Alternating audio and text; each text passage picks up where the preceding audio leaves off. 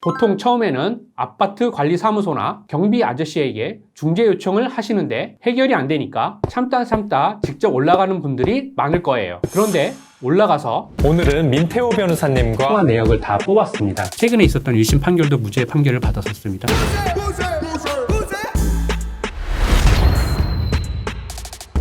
바로 본론 들어가겠습니다. 층간소음, 경찰에 신고 가능한가요? 아니요. 경찰에 도움받기는 어렵습니다. 경찰에 신고를 하는 것은 처벌이 가능한 경우이어야 하거든요. 그런데 만약에 윗집이 동네방네 다 울릴 정도로 완전히 난동 부리는 수준이 아니라면 신고를 해도 경찰이 출동할 확률은 적어요. 출동한다고 해도 경고 정도는 줄 수 있겠지만 어떤 조치를 취해주지는 못합니다. 그렇다면 어떻게 해야 하느냐? 일단 절대 하지 말아야 할 것 두 가지를 말씀드려 볼게요. 절대 하지 말아야 할 것 첫 번째, 복수하기.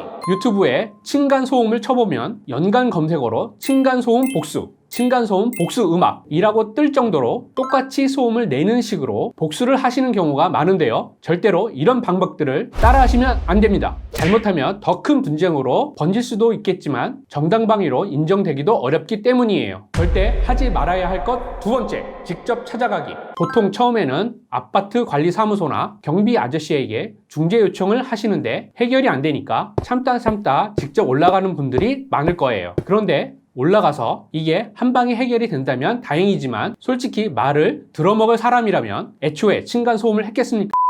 하여간 한 번에 해결이 안 되는 경우가 더 많죠. 문제는 여기서 해결이 안 된다고 두 번, 세 번 반복적으로 찾아가게 되면 오히려 여러분이 스토킹 처벌법으로 처벌받을 수 있어요. 사실 아직까지는 층간소음을 한다고 해서 벌금이나 과태료 같은 처벌 규정이 없거든요. 그런데 이 스토킹 처벌법은 형사법이 적용되기 때문에 오히려 여러분이 3년 이하의 징역이나 3천만 원 이하의 벌금형을 받을 수 있습니다. 고통받은 건 난데 오히려 내가 신고당해서 범죄자가 되는 경우는 없어야겠죠. 실제로 윗집이 너무 시끄러워서 몇 번 올라가 가가지고 조금만 조용히 해주세요 말하고 그 뒤로도 해결이 안 돼서 출입문에 쪽지를 남기신 분이 계셨어요. 그런데 신고를 당하셔가지고 경찰에 정식으로 입건된 사례가 있으니까 이 부분을 절대 주의하시기 바랍니다. 그렇다면 변호사가 조언하는 올바른 층간소음 대처법도 알려드려야겠죠. 앞서 말씀드렸듯 층간소음은 아직까지 벌금이나 과태료가 없습니다. 그래서 이도 저도 안 되는 경우 소송을 해서 나의 괴로움과 고통을 입증하고 손해배상금을 받아내는 방향으로 가게 돼요. 따라서 내가 딱 보니까 이게 층간소음이 해결될 기미가 안 보여. 그러면 여러분 스스로도 평소에 증거 확보를 해두시는 게 중요합니다. 증거 확보라고 해서 어렵게 생각하실 건 없고요. 소음이 들릴 때 핸드폰으로 동영상을 찍어서 보관해 두시는 정도로 준비해 두시면 됩니다. 만약 증거를 좀 더 탄탄하게 준비해 두시려면 이걸 도와주는 기관이 몇 군데 있거든요. 이 부분은 제가